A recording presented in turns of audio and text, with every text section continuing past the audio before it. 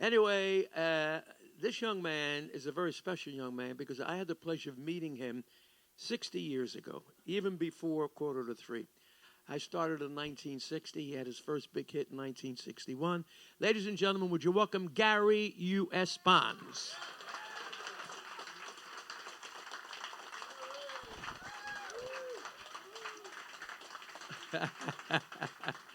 My man. Did you have to tell him 60 years? Oh, I did it 60. You were 18 when you started. Thank you. You were 18. But wait. I was 8. Come here. Ladies and gentlemen, you know what his name is? Can we get a shot of this? Show them your sneaker. Come here. Did you see the sneaker? But I got that. Huh? You see what it says there, ladies and gentlemen? It says Bonds. That's because I drink a lot, and I never knew who I am. Sit down. Does anybody have an album here, Gary? Let me see what it looks like. I'm gonna do something right now, just in case. No, that's not the one. I want the one from LeGrand Records, the first one, where he's before a clock. He's got it back there. Okay, hold on. This is the first album that Gary ever did. No, that's not the one. Not the greatest. That's the one. This is the one. Quarter to Three. Now, I want you guys to notice, if you can. Wait, hold on. Can I put this up to the camera for a second? I want you to look at the cover. Can you see that cover? No, wait, can the camera see it? You got it. Okay. I want you to notice that on this cover, he's got a curl. Did you see that? You see that? Did you see that? Oh, this is even better, Gary. Hold on. What's that? Look at here. Hold that. Oh, yeah. Where's the album? Who had this? I don't know. I don't know about that one. 18 years of age. And nobody could comb your hair? I comb that. Let me give this back to this man because he's going to want this to be autographed. Where are you? But whose idea? Sit down. Whose idea? I remember a hillbilly guy called Bill Haley. Bill Haley, yes. Who had the curl, but he was a hillbilly cat playing country and western. Do you copy his hair curl? Yes, I did. I was a hillbilly black guy.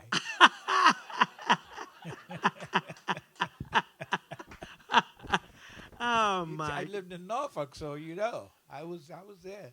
How was Norfolk? Somebody is from Norfolk. Norfolk. Oh, yeah, she's from Norfolk. And who's from Chesapeake? Really? What'd she say? I couldn't hear. Hold on. Let me. I love this girl. She appears on all of these things. Come here. No, it wasn't. It wasn't you. It's. I can't see. I can't hear. Where are? Oh, it's you. Oh, the contestant. I chopped you up pretty good, didn't I? Yes, you did. Sorry. I still love you. I have lived in Portsmouth for 30-some years, and I saw you at one of the cruises, maybe the first one you did. Yeah. We were at the pool party the night before, and you found out where I was from, and you said, I don't know where all my Portsmouth peeps are. They're supposed to be here. Yeah. And I keep looking for them, but I can't find them either. So put an ad in the paper. Well, there's one Norfolk peep. Oh, there's two Norfolk peeps. I think, yeah. Two, is it two? Yeah. Get out of here. But you know, I bet you were a mess too, weren't you? isn't with rhythm and blues and rock and roll Norfolk? I mean, that in my mind would be the farthest away. You know what I'm saying? No, not at all. Let me tell you something. Well, I don't know about now, but back then when radio was hot, okay, that's where, like New York, Chicago, that's where they'd send their records to play them in the Norfolk if it busted station. in Norfolk, then you got it. Then you got an indication of a national hit. And especially with the R&B stuff, there was Jack Holmes, The disc jockey. Daddy Jack was the WRAP. You know, there is a difference whether you people and Gary would know this. In the early days, there were not too many guys playing our music, Right. But the white stations, which were the big stations, were playing the popular music of the day. Perry Como, Frank Sinatra, Joni James, Patti Page. Yep. But when Alan Freed really hit it, boom, and when Dick Clark, boom, went on TV and started to play our music, it really hit every spot in the country. Yeah. Now, LeGrand Records, which you recorded for, was owned by Frank Guida, Yep. right? And on that label, beside you, was Jimmy Soul, Yeah, Jimmy Soul was on there. Twisting Matilda. Yeah. If you want to be happy for the rest of your life, Yep. marry an ugly woman, make her your wife. The other side would of never quarter do to, that. huh? I would never do that. I didn't do it. I wouldn't do No, that. we can't do anything like that. I would. But- At but she least I can- wouldn't tell my wife. But she can cook. But she sure can't cook. The other side, Daddy G, that was the B side. Yeah, that was Quarter to three. Dance with Daddy G. Well, how come you had the A side of quarter three and the other side was the B? No, it wasn't. He put out a 45 called Right, "A Night with Daddy G." Yeah. was what it was called. right. That was his. I would have had that quarter, and when it didn't sell, they asked me to put lyrics to it. Oh, did you Right. know that? So I came back and I put the lyrics to "A Night with Daddy G" and called it "Quarter to Three," and it sold. Right, yeah. Thank So- God. I remember Not Me. You know, a lot of stations would not play that record originally. Your No, version. it had dirty, nasty, filthy lyrics. Tell them what the lyric was that they objected Oh, to. well, the one that they really they hated a lot was, "I'm gonna punch you in your mouth." There's no, don't. But the one they hated was the last line in that. What was that? "Come on over, baby, let's have some fun." Tonight. Oh. Well, now how come the Orleans did it? So sexy. Why did the Orleans get away with that and getting that played? I don't know, but that was 2 years later. They got it, and put it out just like that. Right. They banned mine the first time out. Well, you know what happened with their record, and your record was much more into the groove, but theirs became a dance record on Bandstand. Yeah. Where they used to do the pony, and they also used to do the crossfire to that. Yeah. Now, you've written basically the songs, Yeah. all of them. Well, no, I didn't write like "Dear Lady Twist" and "Twist Twist" Senora. All the calypso things I didn't write because they were public domain. You know, that's interesting because you just said calypso. Your music, if you listen to it, has that calypso sound. Yeah. Well, we took the same, the same thing that Harry Belafonte was doing, and put our beat to it and put our style to it. When- So it was a calypso song because Frank had spent most of his life down in the Caribbean, and he thought he was Caribbean, He was and Caribbean. an He was an Italian Italian Caribbean, right? I don't know. He thought he was. He really did. Wow. He used to sit out in the sun all day. He was an Italian. He was from Sicily. His name was Frank Guido. Frank, we used to call Frank Greedy. Yeah. Let's talk about those days, man. You didn't realize when you signed the contract, you didn't even know what you were going to get, right? No, I didn't know anything.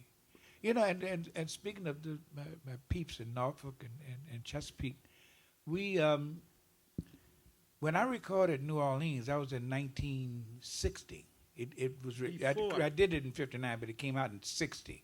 That's before quarter to three. Before quarter to three, yeah. And I didn't go on the road to promote that record until 1962. Because of the success of quarter to three. No. I didn't go on the road because they would have known I was a black guy. Wow. And the record would have gone on R&B stations and not the white stations. Amazing. Yeah. Now, So that's- I couldn't send a picture out, nothing. And then when I did come out, I had my hair all fixed up and stuff, looked like Frankie Avalon. And then they were confused. What the hell is he?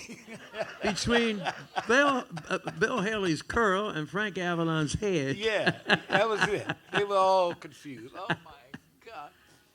So, But that's the tricks that we had to pull off back then in order to get on pop radio. wow. But I tell you, I remember playing the record on WCAM in Camden, New Jersey. Yeah, And Dick Clark called me up. Dick Clark used to listen to the show because I played like the kids loved what I was doing, you know. And Dick Clark said, "You're playing a record, something about quarter." Because I used to do it. I used to say, "By the big tick tock on the tower power clock, I am the jock that's going to rock that big tick tock." So I would play da da da da da da da. So Clark called me up, and I said, "It's Gary U.S. Bonds," and he then called Frank Guido up. yeah, And that's how that began back then, you see. So you broke your record on the little stations back then. yeah, yeah. Well, they broke them on the little stage. They didn't know who I was, so I couldn't break anything. You were the invisible rock and The roller. invisible rock and roller. How about the tours? Did you do the one-nighters? That was I did the Dick Clark tours. And then those, Caravan of Stars. those was very, very, very strange because now we were touring Mississippi, Alabama, Texas, all those places that and a lot of them, blacks couldn't come to the show. You know, that's true. Not to interrupt. Listen, black kids did not come to the dances or to the rock and roll shows. Yeah. It was, that's very strange. And it wasn't a racist thing or anything like that. No.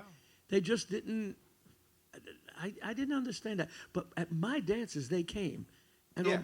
on my TV show, because, Well, it's Philadelphia. yeah, It's not Alabama. no. No. So go ahead. Well, you know that, I swear. So they didn't come. No, they didn't come at all. And when we did have some of the shows in the theaters down there, it was segregated. You had to be, the blacks had to be up top, and you couldn't dance together. Oh, no. Couldn't do that. You know, Nat King Cole, if you remember, had a big problem. I'm wondering now, how the hell did I make it? You know, I was saying Nat had a big problem, if you remember, when he played in Yeah. Alabama, Nat King Cole. Sure did. And what a wonderful performer, and they had a big problem, if you remember. Yeah. Listen, even Sammy back then, you couldn't go to the same restroom as the other person went. Right. You Yeah. know, you couldn't stay in the same hotel. We used to be able to stop before we went into the town, okay? And, Yeah. you know, Lyman and the other kids, they'd be going to the one hotel if you lucky to stay overnight. Yeah. And then we would be another. I said to Danny and the juniors, I said to Paul Anker, let's be with Frankie. It's more fun being with Frankie at Lyman. You know what I'm saying? The funny thing about me being on the one-nighters down there with Dick Clark was everybody else on the bus was white, and that was, the Bobby Rydells and all, Yeah. everybody except me. So when we get to the hotel, I'd have to stay on the bus. And they go in and get, oh no, this was cool.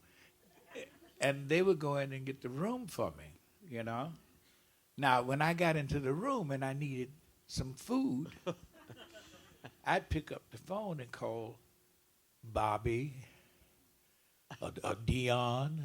Hey, Get me some food. I'm going to need a steak. Run down and get it for me.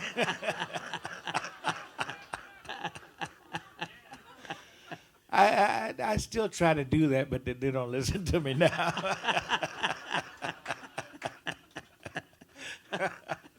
But every now and then I'll give it a shot. I'll just call, hey, Bobby, run down and get me a hot dog real quick. Shut the hell up. Oh, I'm sorry. I thought we were down south. You know, your idols back then, when you were a kid, I mean, everybody says Clyde McPhatter. You know, That was my idol. yeah, Clyde McPhatter. You know, I said to Smokey, which I don't know if you guys know, he sings high, and I said, who back then? He said, I loved Clyde McPhatter. He said, and I mentioned the name Nolan Strong, Yeah. the Diablos, the Wind, Yeah. And then he said to me, but my real mentor was Sarah Vaughan. Because he said, Sarah could hold that note. He said her throat was an instrument. Yeah. And he said, that's how I wanted to sing that high like that, you know. But back then, for you, everybody's got a mentor. Who were your mentors? Clyde McFadden was. Clyde? You know, I really wanted to sing like Clyde McFadden. You know, but I forgot I had this Okay, stupid thing. I'm not used to this. So, but you're doing well. I know. Thank you so much. But I couldn't find underwear tight enough to get me the high notes that Clyde would get. You know, so I gave up on him, and I went to Sam Cooke. Oh, yeah, yeah. Then I went to Sam Cooke. You know, everybody mentions Sam, and unfortunately, other than our family, very few people know Clyde McFadden. I don't know. I mean, you know him as a solo artist, Treasure of Love, okay, Without Love, you know. Yeah, What, the Drifters. but yes, but before that, Billy Ward And the Dominoes. and the Dominoes. And do you know who replaced him when he got fired? Jackie Wilson replaced him. See, that's why I love you guys. Not only are we the same age and we got the same aches and pains, but you know, I'm sitting there right now hurting. but you know the music. And what other cruise are you going to go? Where you going to sit and hear Gary talk about back in the day, and then you're going to see him drink a little wine with me out there? I mean, this was our lives, man, right? You drank? Not as much as the next guy. No. Drinking bunches. I go back. We used to do the record hops. I mean, that's another thing. The record company would send you into a town, and every disc jockey had a record hop. Yep. And the deal was that you had to do the record hop, because if you didn't do the record hop, the guy wouldn't play your record. Yep. Remember that stuff? Oh, yeah. Yep. How many record hops did you do? 3,000 in 1 week. In 1 week. It was but that's how you got the record played back then. Because when the payola investigation came in, you couldn't go to a disc jockey and say, here's $50 in the record sleeve, just play this record over there like that. So they all started the game of a record hop. And individually, the disc jockeys, they weren't dancers, so they needed help. So they called a record company. Want your record played? Send your artist in, and he'll do the record hop. And the kids came, and that was the beginning of how hits were made back then. Yep. Payola was fine back then. In a different way. In a different way. It was a different way. Out of all the things that you do, though, what do you've written, performing, I think, is your favorite thing to do, because I watch your work. Mm-hmm. I watch, and have you seen him work with his beautiful wife and daughter?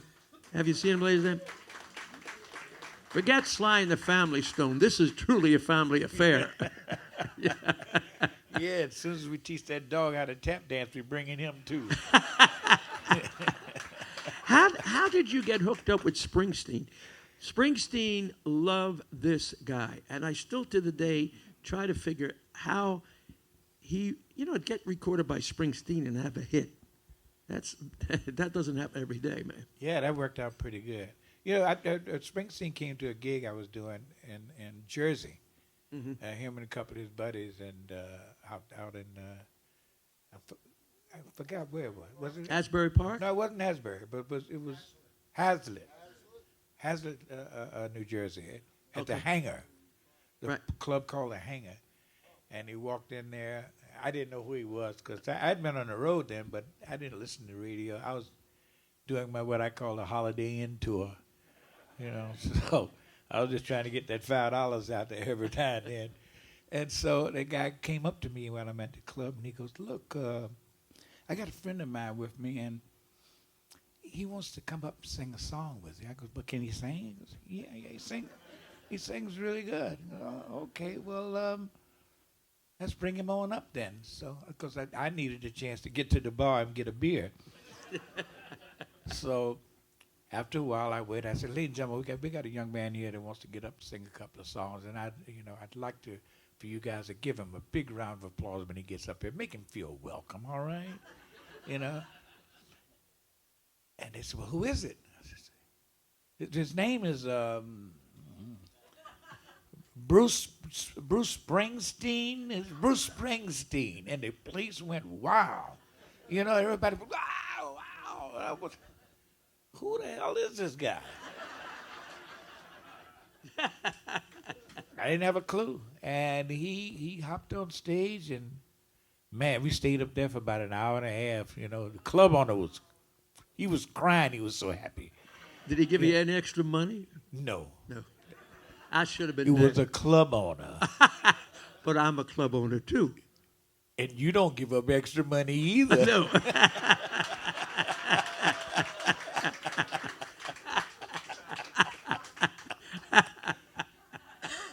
But he stayed up there, him and I, for about an hour and a half.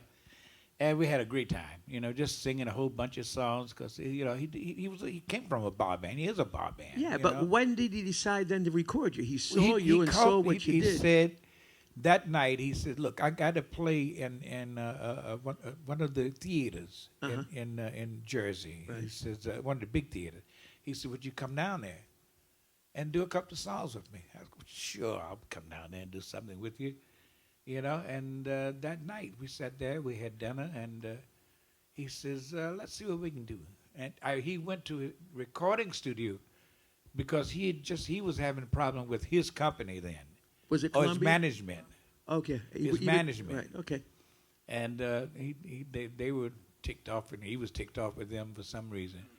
Anyway, he was recording for the new album that he didn't have a company for. And he recorded a song called Dedication, and he called me up. He goes, Bonds, talks like that, Bonds, I got a song here, man, and it sure sounds like you. And I go, well, where is it? He goes, come on down to the studio. And I went down there, and he played me this Dedication. And the Dedication sounds, if you listen to it, those of you that do, it sounds like some of the stuff we used to do when I was in Norfolk. Every time I say Norfolk, she waves at me.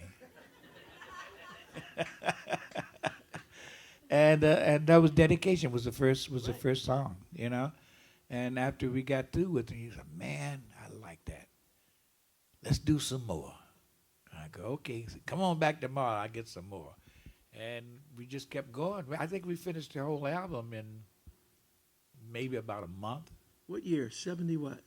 Remember that? No, it was 81. 81. Yeah. My God. It was 81. From 1960 all the way into 81, you have been working, doing clubs, Yep. and then all of a sudden Springsteen comes in the 80s. Yep. You know, that's amazing when you come to think about that. Yeah. Did you people ever think that we would reach this age that we've reached right now? I mean, as performers, I look back and I say, what happened to the years, man? I know. I've been an oldie but a goodie twice.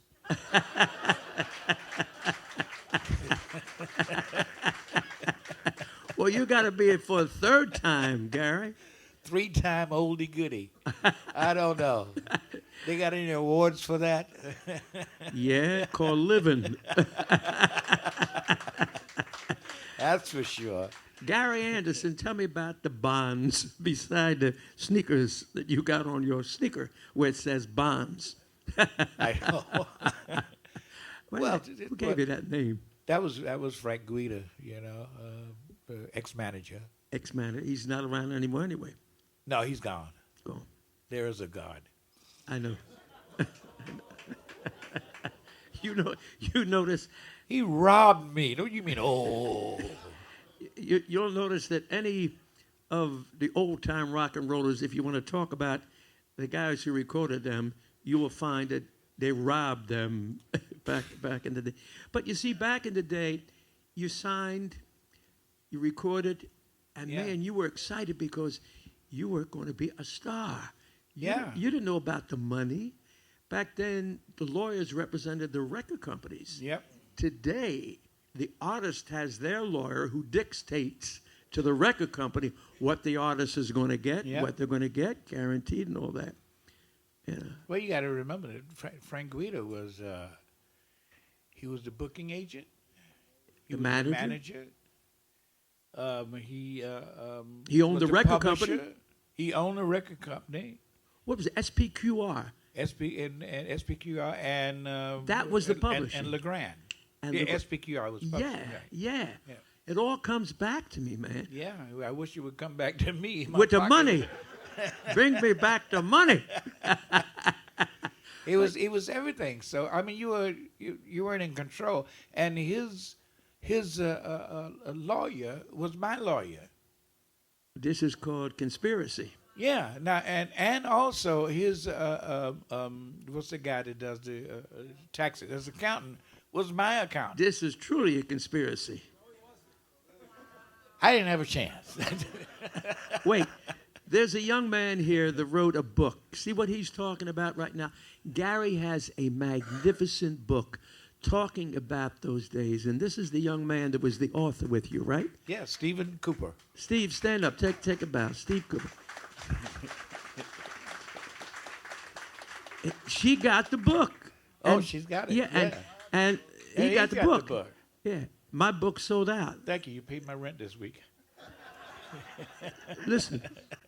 They said your book sold out. I only brought 5 books. That ain't difficult to sell 5 books on this ship, right? With 2,000 people.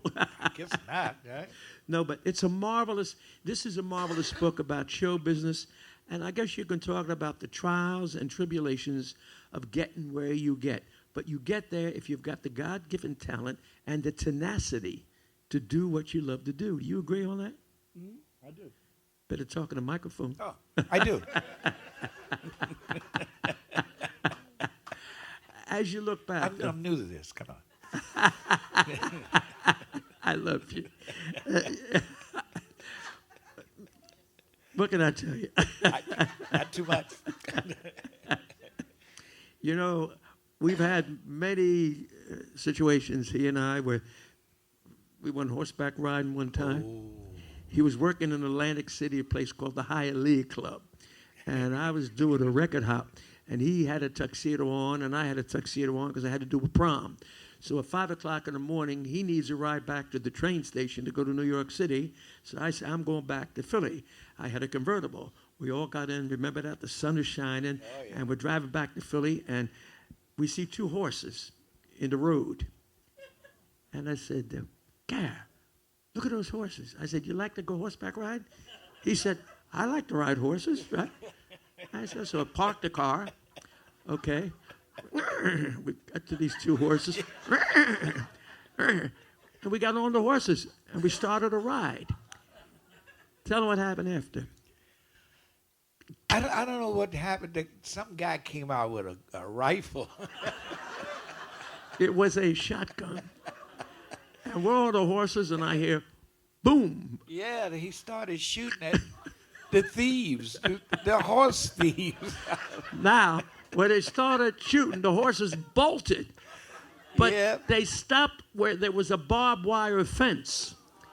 Yep. He went over. I went over with his tuxedo shirt ripped. And now we see a guy with a shotgun. Now, he looked at me, and I said, Mister, listen. He said, you stole my horse? Guy. Get the black guy. Yeah, no,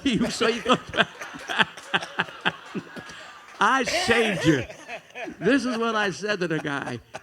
I said, Mister, listen, we were on the road over here. We saw your horses. They were going to get hit by a car. We pulled aside just to put the horses away. He said, oh, thank you for saving my horses. Remember that? I swear, we can't make this up, man. This is a true story. That's true. This is